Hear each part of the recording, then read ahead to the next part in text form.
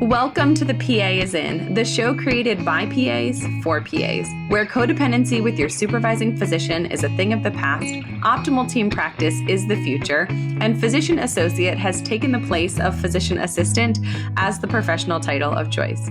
I'm Tracy Bingaman, and I'm obsessed with redefining what success as a PA looks like and what it feels like. Here you'll find the mindset shifts, systems, and processes I use to escape healthcare burnout and integrate my work into my life. Work-life balance is a myth, and an integrated life where you thrive professionally, not a balancing act, is the goal here. My mission is to help you to grow into a unicorn PA who loves their job, has abundant energy, time to spare, and work-optional financial freedom. The PA is in. Hello, and welcome back to another episode of The PA is In. Today, we have a special guest, Jessica Boone. Jessica is the visionary infertility PA turned CEO of Fortitude Fertility Consulting. Jessica is helping individuals and couples on this journey to parenthood and helping them navigate the strange, foreign, treacherous waters of infertility as a provider who's practiced for over 12 years in the reproductive endocrinology space. Without further ado, here she is, Jessica Boone. Jessica, welcome to the show. Thank you so much for being here. Thanks so much for having me, Tracy. I'm so excited to be here and just kind of provide a little bit of, just highlight a little bit of what infertility is and what it isn't, and, educate people on how to optimize their fertility. Awesome. So if you could take a moment to introduce yourself, tell us a little bit about you and what you do. Yeah. So, hi, everyone. I'm Jessica Boone. I am an infertility PA and the founder of Fortitude Fertility Consulting. And I help couples transform their fertility struggles into empowered success stories by kind of blending the evidence-based strategies with more of like a holistic approach. And so my goal is really to redefine fertility support and give couples the clarity, confidence, and tools they need to take control of their fertility. Awesome. I love that. That is a perfect encapsulation of from following you and seeing what you're sharing and posting about what you are doing for couples. So we were chatting a little bit about this before we pressed record, but as a clinician, I've heard of infertility, but until I started following you, I had never heard of this sort of opposite side of the coin in terms of maximizing fertility as opposed to infertility. So let's start with talking about infertility. What is it? What isn't it? And what do we need to know as clinicians about it? Yeah. So if you kind of go back and read your textbook, infertility is traditionally defined as the inability to conceive or, get pregnant within 1 year for those who are under the age of 35 or after 6 months who are over 35. However, last year, ASRM, which is the American Society for Reproductive Medicine, really expanded this definition to reflect, the overall complexities of infertility. And so now it's recognized as a condition that, essentially is the inability to achieve a successful pregnancy. And that can be based on medical reasons, sexuality, your reproductive history, age, physical findings, all of those things. And also for those who may need medical assistance in order to conceive, like using donor eggs or donor sperm or donated embryos. All of these things are now encompassed in the traditional definition of infertility. Now, thanks to ASRM expanding that, which I think is really important because infertility is incredibly complex. It's not just that one sentence that we're used to or taught in PA school. Yeah, and that sentence does tend to marginalize other people in terms of when you think about a heterosexual couple, there's lots of things that are excluded from that definition. We've been trying, but if you don't have the right anatomy, you can try as hard as you want and that won't work, right? So definitely that expansive definition is super helpful. For sure. And it's made, it's starting to make big changes as well with insurance coverage and hoops that people need to go through in order to get any of this process covered, because you're right. If you don't have that right anatomy, you can't say that you've been trying to conceive for 12 months, right? In order for you to get that coverage for IUI or IVF treatment. And so this was definitely something that was really needed and something that's been really well received by the community and is starting to make, a big ripple effect in the infertility insurance coverage community. Yeah, that sounds like a big step forward and also probably one that was vastly overdue as these things Like, why weren't we thinking of this earlier? Like, why was this not included in the definition in time past? But yeah. Yeah. So, I mean, what infertility isn't, it really shouldn't be viewed as like this one size fits all diagnosis. Just like our definition of infertility finally has expanded, our mindset around it also needs to expand. There's still a lot of societal stigma. A lot of it is still like seen as like a female issue. And what we know now, especially, you know, what we know now is that there is just so much that can impact your fertility. And infertility involves just a lot of contributing factors. It could be hormonal, it could be structural, it could be genetic, it could be lifestyle related, and it can impact both men and women on their path to parenthood. And we really need to kind of take a step back and switch our mindset around it. It's, I like to think of infertility as a symptom, not necessarily, strictly a diagnosis. It's very rarely a standalone issue. And so we need to be switching our perspective a little bit to focus not simply on treating infertility, but taking a step back and saying, like, what might be causing these fertility struggles, and how can we address those to help them not only get pregnant, but live a healthier future? Yeah. That's such a powerful sort of change of paradigm in terms of the way that we do medicine and see people, right? Like, it's not the diagnosis, it's also why. Why is this happening, and what can we do to affect that? So when we're talking about this, there's a lot of people listening who don't practice in this reproductive endocrinology, IVF, like even OBGYN, right? There's lots of people in lots of different specialties. So what is something that you wish every single provider knew about infertility? Yeah. So when we're starting the conversation about like fertility struggles, it's often like really focused on like, do we have sperm? Do we have eggs? Can those meet? And then, is the uterus healthy to support a pregnancy? And those are really all really important questions to ask and just one piece of the puzzle. But again, it really takes a step back, and we need to take a step back and think of infertility as like a window into someone's health, right? So if someone's having fertility struggles, if we go back to like our primal instincts, the way our body was developed, when our bodies are under stress, it's going to prioritize vital functions like brain function, heart function, making sure our lungs work. And one of the first things that starts to take a back seat in this whole process is reproduction, right? That's not essential for our survival. And so when we start to see that people are having difficulty conceiving, it's often a sign that our body may be out of balance, or there's some sort of like perceived threat going on. And so when we kind of shift that focus into trying to figure out that why, or that root cause behind our fertility struggles, it really can change our approach to helping these couples and individuals on their path to parenthood. Yeah, I think that is so important. And it's something that I think clinically we knew, right? Like, we knew people who were, extremely underweight, don't have periods, right? We knew some of those pieces of like how these things plug in, but it's great to sort of zoom out and say, like, globally, if your patient isn't cycling, if these things, like if some of these clues about fertility, clues about health are falling off, that it's not just like, how do we get them back to having a period, but rather, why? Why did this happen in the first place? Exactly. I think so much of medicine and the way we are kind of trained is like really solution focused. And yes, like we should be, giving them solutions, but also like it shouldn't just be like quick Band-Aid fixes either, right? It should be, taking a step back and saying, okay, well, she's not cycling. So what might be going on underneath the surface that's contributing to those things, and really asking like pointed questions instead of saying, well, you're not cycling, let's give you some progesterone to induce a period, right? That's not actually solving or helping her get ovulation back. And yeah, you're right. We have a lot of evidence, and I think it's tough because so much of the evidence is like, okay, we like it's sprinkled here and it's sprinkled there, but we are kind of trained to kind of stay in our own lane, right? And so when we don't kind of bring everything together and kind of look at the patient in a whole person, and kind of figure out, there's some like nutritional deficiencies going over here, and, she's not cycling regularly.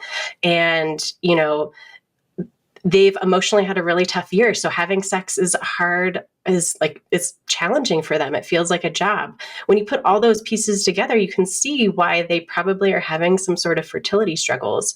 And if we kind of approach things one step at a time, then we can, come up with like more of a personalized fertility plan instead of just saying, well, like our solution is going to be medications and IVF treatment. I was so excited to hear that AAPA had upgraded their signature job board, PA Job Source, into an interactive map-based system that allows you to literally zoom into your targeted geographic region and communicate directly with PA employers. The PA Job Source map connects you to the entire landscape of PA jobs. They've got 50,000 PA employers and counting. You can follow a geographic market or employer site and receive alerts when new jobs are posted. You can even send a DM to that employer you've had your eye on for months. But here's the best news. PA Job Source is still completely free to AAPA members. Log in today to map out your future at aapa.org/PA Job Source. Yeah. It's so fascinating because I have had some exposure as a patient and with guests on the show with functional or integrative health. And this sounds so much like functional and integrative health for reproduction as opposed to like Western medicine for reproduction, which is so fascinating to me because there's so many parallels. And when I saw my functional health provider, we did this slew of lab works and we were working something up. But when I sat down with them to go over the labs, we went through everything one by one.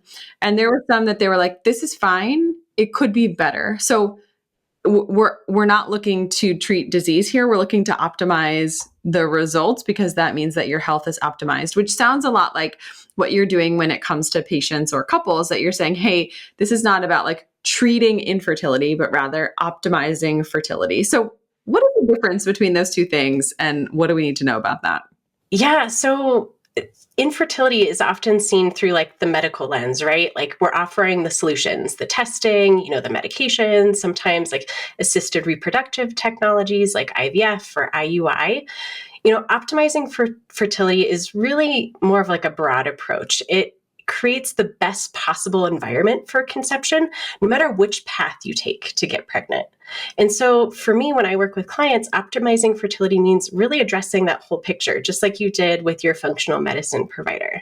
So it really dives into finding the underlying causes that might be impacting or have the potential to impact fertility in the future.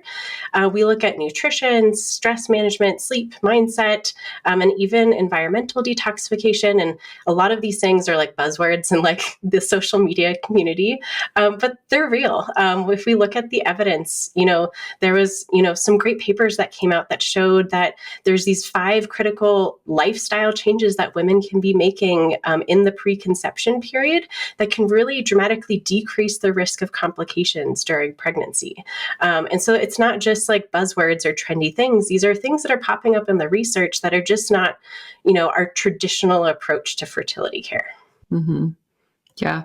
So if someone is interested in learning more about that or finding like providers like you, or just generally knowing a little bit more so that when they have patients walking through this, what are some good resources for them? Yeah. So it's tricky because infertility doesn't, ASRM has a great resource called Fertility and Sterility. It's a great medical journal.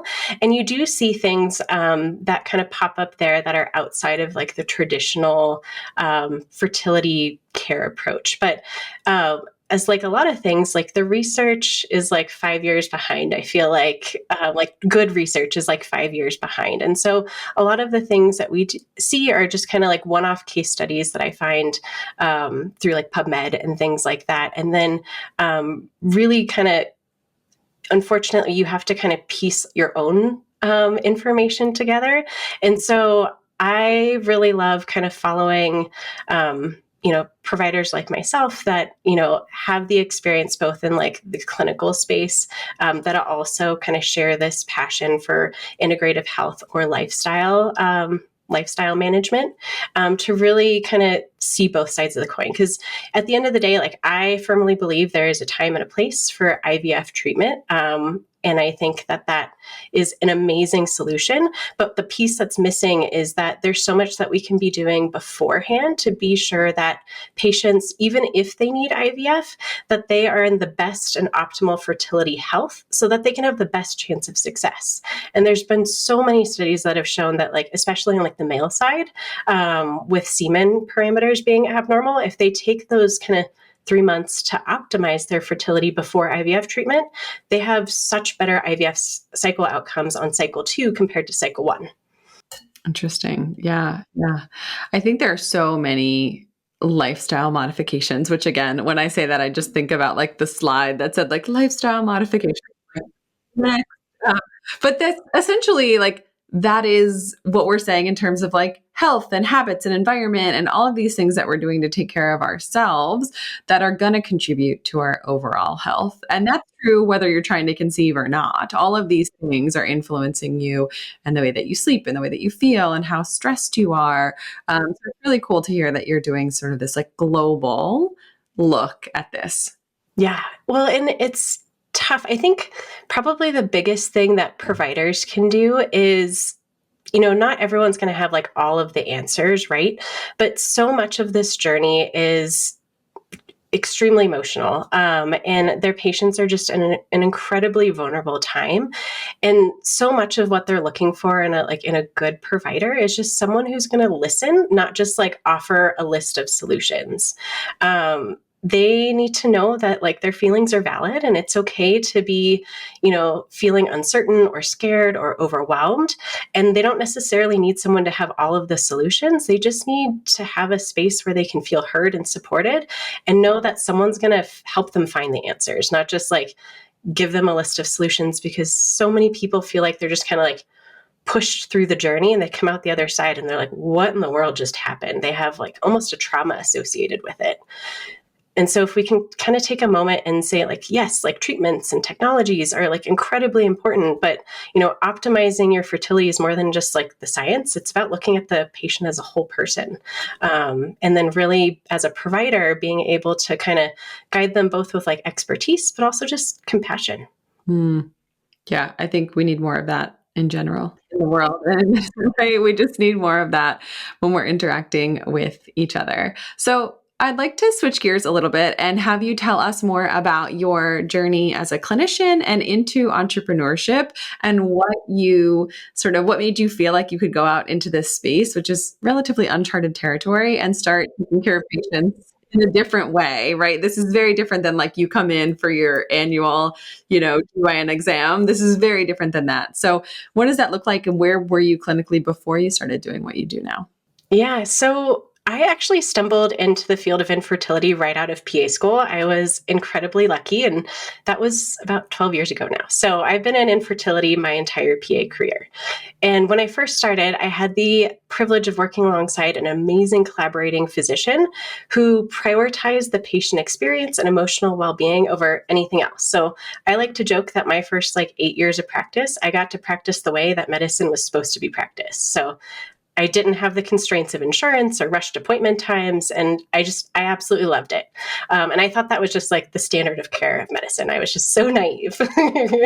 And a few years into kind of practicing as an infertility PA, I had this kind of huge turning point where they say there's a statistic that 1 in 6 couples have difficulty conceiving. And, that means that in reality that someone is probably struggling to conceive. And when that 1 in 6 kind of affected me personally was about 9 years ago when I got a call from my best friend. She had learned that she and her husband just wouldn't be able to conceive on their own without IVF. And despite kind of being in that field and helping couples day to day navigate their fertility or infertility journey, I just wasn't prepared. Here's my best friend. She's super well educated, like health conscious. She did everything right. And yet her diagnosis was completely out of her control. And so guiding her through that journey is what really changed my approach. It's when I had this kind of epiphany that infertility care shouldn't just be about the medications and the procedures.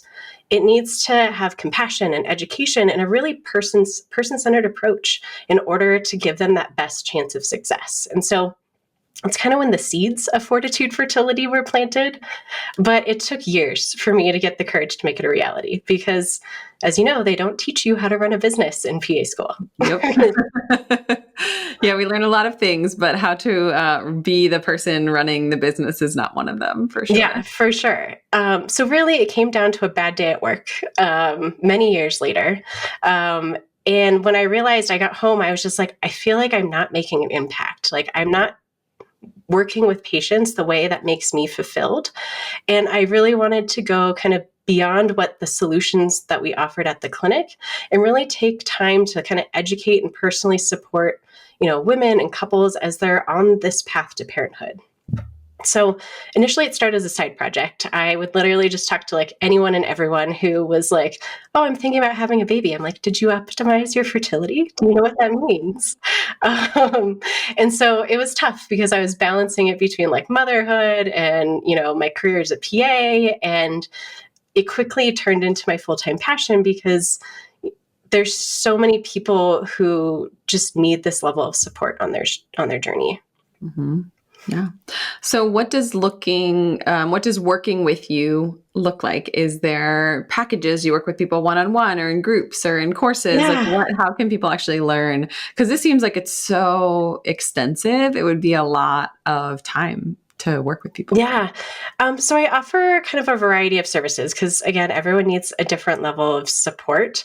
So I do have like online courses if you're someone who's like, hey, we're thinking about pulling the goalie soon. Like, I just want to like learn the key things that I should be doing beforehand. Or like, I just am debating on going through IVF. Like, I need someone to walk me through step by step, like what I need to know. But I think the best kind of transformations happen when you have that one-on-one, one-on-one interaction because everyone's journey is different. And so the majority of my clients work with me one-on-one. We do something called a deep dive. So it's about a 90-minute consultation, which I actually encourage both partners to be present for. And most of the time, the men are just like, what? You want me to be included in this fertility conversation? Which is a little disheartening that they haven't been included before. But, it takes two to make a pregnancy happen. So I encourage that both partners are involved throughout the entire process, actually. And then during that appointment, we really just kind of get a lot of clarity and I almost think of it as like a second opinion consult, right? We walk through just like your functional medicine provider did, going through like every test that they've done, every like symptom of, that things are out of balance in their health. And then kind of come up with a personalized game plan. And from there, we usually work together for like 3 to 4 months after that, because that's how long it takes for you to see that potential impact or change, not only in your health, but to optimize sperm and egg potential. Yeah, for sure. This sounds like it would be very rewarding because I feel like the couples and the people that say like, hey, I'm unhappy enough with the healthcare system that I'm going to go sort of outside and around it to get to where I need to be, are people that are really invested and that they're going to really care about this. And that's something that would be very rewarding in terms of that like provider-patient relationship. It is. It's incredibly rewarding. And, it's something that I'm really passionate about. And it's rare in life, I feel like, when like those two things like collide. And I just feel incredibly lucky that feel incredibly lucky that I had like the courage to kind of step into this. I am not a business person by any means. And so the fact that, I had enough people around me supporting me and kind of showing me that this was, such a need and, the clarity and how I wanted to help these couples. And it just, I don't know, it really warms my heart. I get, I have this, what I call a sunshine folder. So like every time I get a message from a client that's like, hey, like your text message came in at the right time. And like, you like predicted what I was going to happen. And like, I felt so calm and collected, even when things were going awry. Or, obviously like the pregnancy announcements and the baby photos and like the babies that pop up on like our Zoom sessions are just incredible. Ever feel like your energy just can't keep up with the demands of your day? You're constantly giving to your patients, family, and team. But at the end of the day, what's left for you? That mid-afternoon crash or post-shift slump is a sign. You need better hydration. Enter Element Electrolyte Mix, packed with everything you need and nothing you don't. No sugar, no junk. Just the best balance of sodium, magnesium, and potassium to fuel your energy, focus, and stamina. Whether you're powering through a 12-hour shift or a workout, Element keeps you at your best. Don't let dehydration and fatigue steal your edge. If you're ignoring hydration now, you might be setting yourself up for burnout later. With Element, you're not only hydrated, you're reclaiming your energy and your ability to show up 100%. Element is offering my listeners a free sample pack with any order, so you can try their flavors risk-free.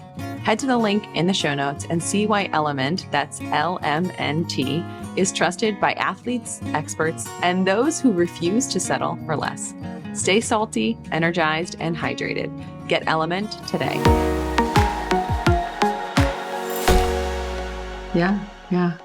And now I'm curious to hear how your work-life balance has shifted with this change in the way that you're sort of living and working and practicing and serving clients. Is it better in entrepreneurship? It is better. It's tough though, because by nature, I'm kind of like a people pleasing person. And so I think the toughest part was setting boundaries with myself. I, could probably spend all day, every day in my business. And so setting the boundaries with myself, I don't need to be checking my email, at 10 p.m. before bed.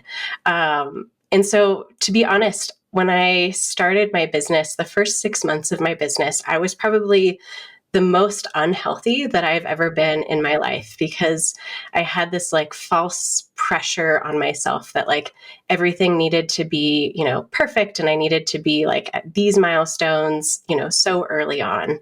And so I sacrificed sleep. I sacrificed good nutrition. I sacrificed, boundaries with myself. And it was not only impacting my mental health, but it was impacting my family life too. And it was incredibly tough. It took a really hard couple weeks for me to look in the mirror. And it was actually when I was helping support, some of my clients, that I was these are all these amazing things that we can be doing to help support our health and fertility.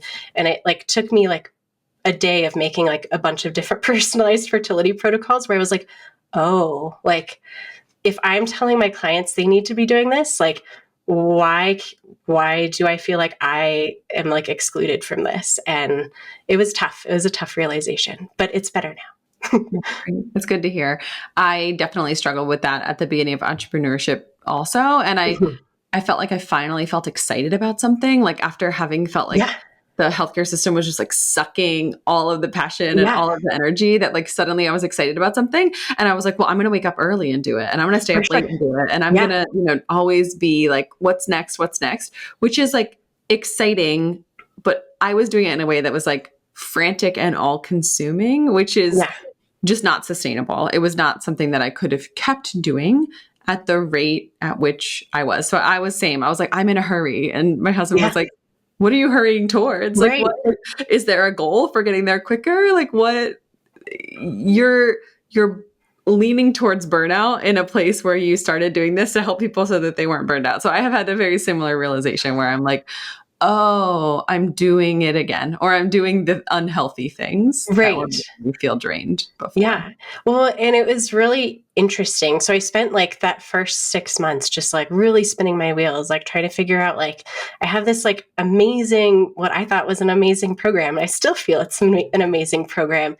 And I couldn't figure out why no one wanted to work with me. I was just dumbfounded. And I felt I kept doing anything and everything. And when I took a step back and had this realization, I got my first couple clients and had the realization of how unhealthy I was in my mindset and overall health, and where that things just weren't aligned. I went into this to help people and to also help myself from not having any more of those like really bad days at work with burnout.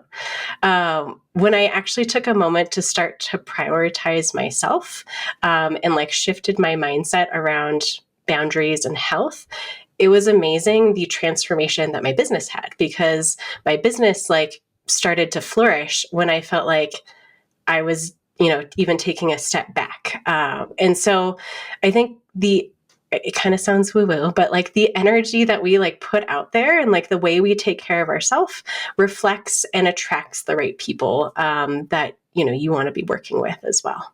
Yeah. Yeah. It also, I think that we're just calmer when we're taking care of ourselves. Like I have seen that in my interactions with clients, but also in the way that I interact with my family, that like when my needs are met and I am feeling good, it's easier for me to relate positively to the people in my life.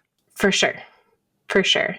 Yeah. And also, like, with that, I was able to, instead of constantly focusing on the business 24/7, like, I set aside days where, like, I am going to go into the kids' school and volunteer for a couple hours, or like, I am going to take like the afternoon off and like, I'm not going to be thinking about emails after like 12 p.m. on Friday. And like, I'll get back to you on Monday. Like, those people who are in like, in their fertility treatment plans and it's a state of like, it's urgent matters, they know how to get a hold of me. Like, checking social media and all of those things constantly isn't going to, make or break my business. And I think switching my mindset from like a scarcity mindset where I like, this is something that like I need to like, the right people will come when they're ready. And like, I'll be open to helping them and be ready to help them when they've kind of made that decision for themselves, is what really kind of transformed my relationship with my business.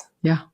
And I have found that when I have more space and time and I spend more space and time away from the day-to-day operations and sort of like the getting the tasks done, that's when I have great ideas. Like I will have ideas like skiing in the shower, like walking up the driveway, like not when I'm thinking like, how can I make things better, but rather that I have enough space that I can see like, oh, this would actually be way better, but I don't think I would have thought about it if I was so in it that I didn't have any separation or any space.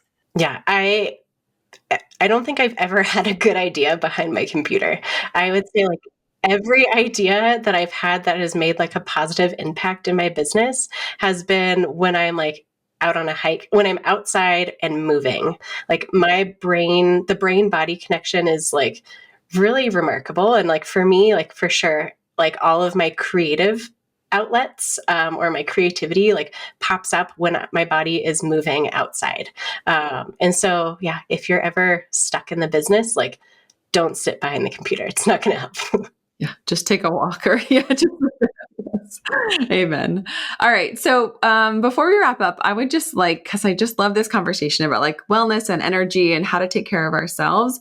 What are some tips that you can give to the clinician who's listening, who is like, that sounds great, but like I work in a hospital, or that sounds great, but like I don't run my own business, so I don't have all this flexibility. What can we do as people, even with like traditional 9-to-5 jobs, which I hesitate to say in healthcare because those jobs are like 7 to 7 or like nights and weekends and holidays. But how can we sort of fit this wellness and sort of energizing activities into our regular scheduled programming?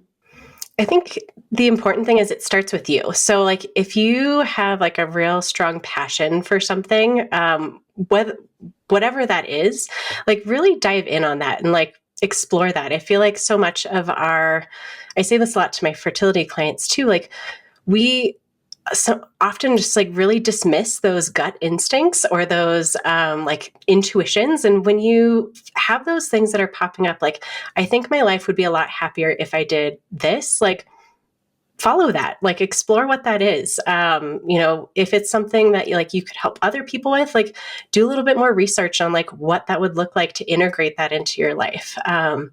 If it's something that you want to try offering to patients, maybe like see what it's like to work for, like do it on yourself. And so I really think trusting those like intuition and like making choices that are aligning with you are really important.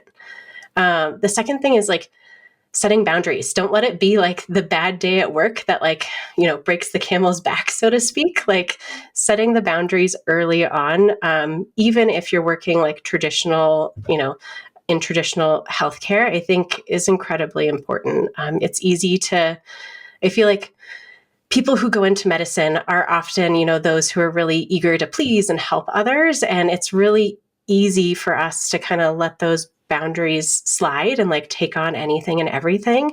And it's okay. You're one person. And if you can't take care of yourself and set those boundaries, like it's, you can't serve and take care of others to the best of your ability if you're kind of filling from an empty cup. Yeah. Amen. I also think that we are most inclined to have those poor or non-existent boundaries when we are new grads, when we're younger in our career, when we take a new job and we say, yes, yes, yes. And then we realize that's not sustainable. And it's so much harder to build the boundaries once you've become the person who is always volunteering, who is always available, who is always taking on more. So especially if you're in a season of transition, like think about, how do you want this next chapter to be different? And how can you build boundaries from the get-go? That's going to make it so you don't feel like, oh, I'm always working. I'm always taking my laptop home. Work never leaves me alone.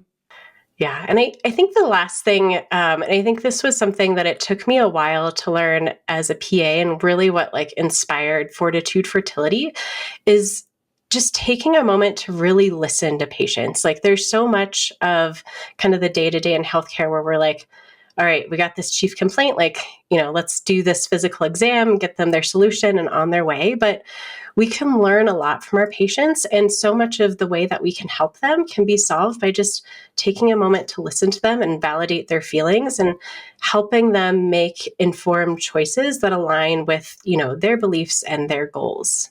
I feel like oftentimes we forget that really important step in medicine. And that's the reason why I fell in love with medicine. And it just took me a while to get back to that. Yeah. How refreshing. I loved to hear it. And thank you so much for sharing your story. If people want to learn more about engaging with Fortitude Fertility, referring you patients, they have a friend, they want to know where they can find you, where's the best place for them to go to do that? Yeah. So you can check me out on Instagram or TikTok at Fortitude Fertility is my handle. Also on my website. But I think a great thing is I offer free connection calls. So it's a way for people just to like get on a phone call and kind of share their journey. And then, from there we can, decide if it works best to like work together. But so many times I probably do, I don't know, like 10-ish connection calls a week. Many of them don't have the resources or don't feel like it's the time to be moving forward. But at the end of the day, they always end the call. They're like, wow, like no one has actually like sat there and like listened to my journey. And even this like 15-20 minute phone call has like really empowered me and felt that I can, move forward with like a little bit more hope on the journey. And so I think those are my favorite things is the connection calls, and they can schedule those on my website, fortitudefertility.com. Awesome, Jessica. Well, thank you so much for coming on today. I have learned a ton. Yeah. Thank you. I love any conversation that reminds us that our patients are people who are whole and multidimensional, and that they need us to see them as people, and they need us to take a step back and remember that they are not a series of diagnoses and treatment plans, but rather a person. I'm so happy to be able to share this conversation with Jessica and how she helps couples to navigate this in the world of infertility. But I hope that it applies to you in your life, wherever you are practicing medicine and connecting with people. That's all for today. This PA is out. Congratulations. You've just joined an awesome club. By listening to a full episode of The PA is In, you are officially on the Unicorn PA team. Welcome aboard. What most team members do is they subscribe to the podcast because that allows them to automatically get the latest episode of the show. The life of your dreams exists on the other side of taking action. Keep making small shifts and keep getting better. Your life will improve, your career will soar, and you will have the confidence you need to create your own success. I will see you in the next episode. This PA is out.